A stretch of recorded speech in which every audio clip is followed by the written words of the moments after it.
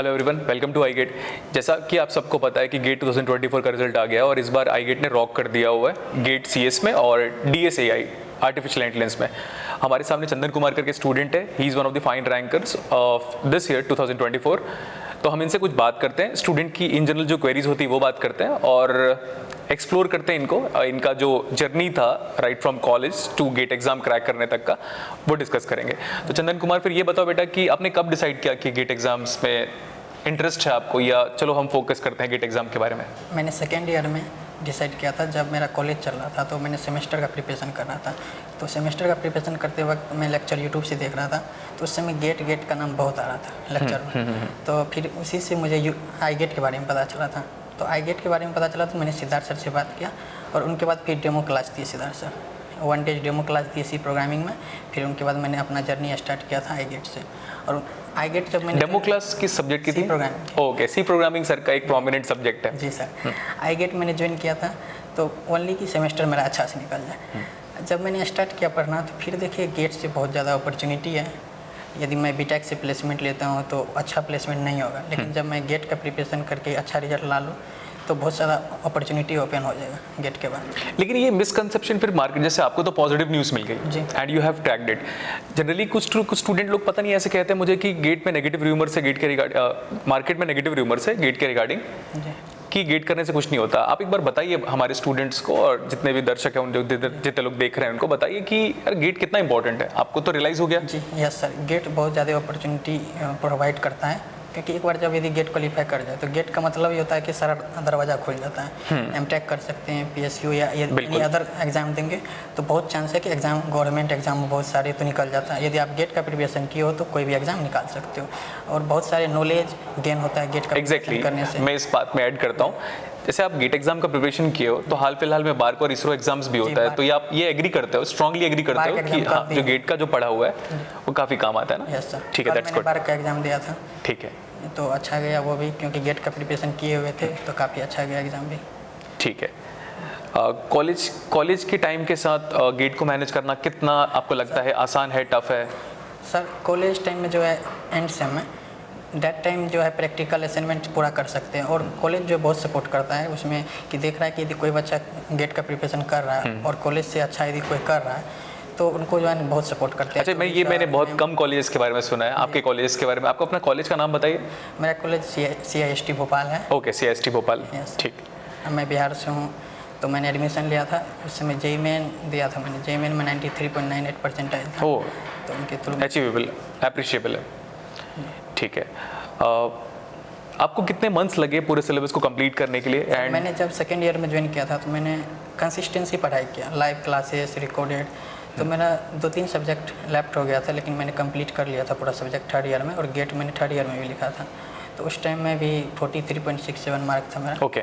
तो just qualify किए थे। फिर उनके बाद फिर से स्टार्ट किए जर्नी, पहले अपना सिलेबस कंप्लीट किए फाइनल ईयर में, फिर गेट का प्रिपरेशन स्टार्ट किए थे। तो गेट का जैसे कि आया कि डेटा साइंस में भी एग्ज़ाम होगा और कंप्यूटर साइंस में भी, तो दोनों में फील किए थे।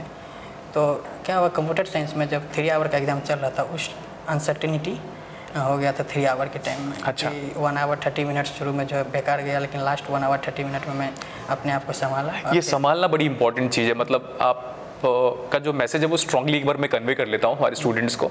आप ये कह रहे हैं स्टार्टिंग का 1 घंटे है गेट एग्जाम के टाइम पे उतना अच्छा नहीं जा पाया। अगर ऐसा जनरली किसी भी के साथ हो जाए, इवन मेरे साथ भी हो जाए, शायद मैं अपने आप को उतना जल्दी ना संभाल पाऊँ, बट ये बड़ा अच्छा एग्जाम्पल दे रहे हो आप कि स्टार्टिंग में 1 घंटा उस उम्मीद के हिसाब से आपका नहीं जा पाया, but rest of the remaining 2 hours को आपने बहुत अच्छे से मैनेज कर लिया।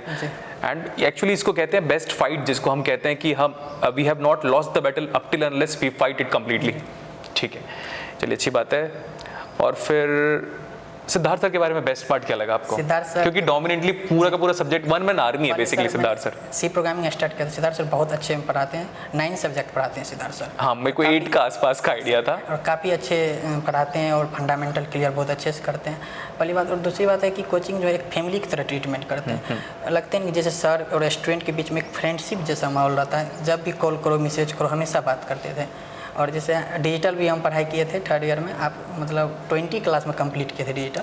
20 क्लास में कंप्लीट किया था। उसके बाद मैंने डिजिटल नहीं पढ़ा, क्योंकि नोट्स जो बना लिए थे 20 क्लास का सफिशिएंट जितना आप पढ़ाए, आप एक चीज़ बोलते थे कि जैसे ना के मैप पढ़ाते हैं, हाँ। तो अदर कोचिंग क्या करता है, हाँ। डायगोनल वे में जो है सर्कल Diagonally, बना लेता है। हाँ, ये मेरा एक अब यूट्यूब पे भी देखे थे। हाँ ठीक है, डायगोनली लोग कंबाइन कर लेते हैं, उससे क्या होता है फिर जितने लोग देख रहे हैं उनको पता है, अगर वो टेक्निकल टच में है तो ईपीआई आरपीआई एसपीआई का कंसेप्ट गलत हो जाता है।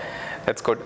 और मैथ्स कितना स्ट्रॉन्ग करना चाहिए किसी स्टूडेंट्स को? सर मैथ्स वेरी इंपॉर्टेंट है गेट के लिए, क्योंकि यदि 11th-12th में जो यदि IIT का प्रिपरेशन किया उनके लिए तो गेट थोड़ा इजी हो जाता है, क्योंकि यहाँ पे मैथ बन जाता है। क्योंकि मैथ का पार्ट जो है 28 मार्क्स रहता है, 28 में यदि अच्छा मार्क्स अचीव करेगा तो गुड रैंक बनेगा गेट में। ओके। और डिस्क्रीट मैथ्स के बारे में क्या कहेंगे आप? डिस्क्रीट मैथमेटिक्स तो सिद्धार्थ सर बहुत अच्छे से पढ़ाए थे, काफ़ी अच्छे से फंडामेंटल भी क्लियर किए थे, वो भी काफ़ी अच्छा लगा मुझे पढ़ने में। ठीक है ठीक है ठीक है। आई गेट ज्वाइन करने से पहले किसी ना किसी स्टूडेंट का रैंक दिखा होगा जो आपको अप्रिशिएट जो लगेगा इसको एडोर करना चाहिए एंड इसको इंस्पिरेशन मानकर एक बार ज्वाइन करना चाहिए। Yes, sir. कोई ऐसा स्टूडेंट एल्यूमनाई है आई गेट का? यस सर, सौरभ श्रीवास्तव थे, सौरभ श्रीवास्तव। इसरो का एग्जाम भी निकाले हुए थे, हाँ इसरो में ठीक जॉब है, कर। वो हमारा स्टूडेंट रहा है। Yes sir. क्योंकि मैं 2016 में आई गेट में आया हूँ, Yes. बता देता हूँ मैं व्यूअर्स को, 2016 उसके पहले सिद्धार्थ सर ही पढ़ा रहे थे।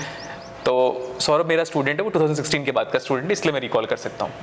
ठीक है। और लाइक कंक्लूड कर सकते हैं हमारे स्टूडेंट्स को आप कि अगर गेट एग्जाम पढ़ रहे हो तो एडवांटेज क्या है? आपको ऑल टाइम मोटिवेट रखने के लिए कुछ ना कुछ ड्रीम सामने होगा। Yes, sir. वो ड्रीम शेयर कर दो स्टूडेंट्स को। सबसे पहली बात है कि गेट का प्रिपरेशन करते समय एक इन्वायरमेंट क्रिएट करना होगा। एनवायरमेंट। यस सर, वो अपने कोचिंग में ही मिल जाएगा। हाँ। अच्छे स्टूडेंट के साथ ग्रुप बनाना, जैसे कि मेरा भी मनप्रीत भैया थे, अभी IIT गुवाहाटी में पढ़ रहे हैं, वो भी बहुत सपोर्ट किए मुझे। फिर सुप्रीत सर थे, फिर आप तो पढ़ाए थे, बहुत अच्छे से पढ़ाए, आप तो बोलते थे लगे रहो, क्वेश्चन भी आप ग्रुप में सेंड करते रहते थे। हाँ। 23 वाला ग्रुप में हम ज्वाइन थे, उसमें हमेशा आप क्वेश्चन एक न कभी आप दिल्ली में भी रहते थे ना, फिर क्वेश्चन सेंड करता था। यस सर, सेंड करते रहते थे कि इसको सॉल्व करो, तो उन सबको भी सॉल्व करते थे। और ग्रुप बहुत इंपॉर्टेंट है गेट के लिए। ठीक है। अपकमिंग फ्यूचर प्लान क्या है आपका? अभी तो सर MTech ही करना है। MTech करना है। Yes, sir. ठीक है, चलो फिर all the best. Thank you sir.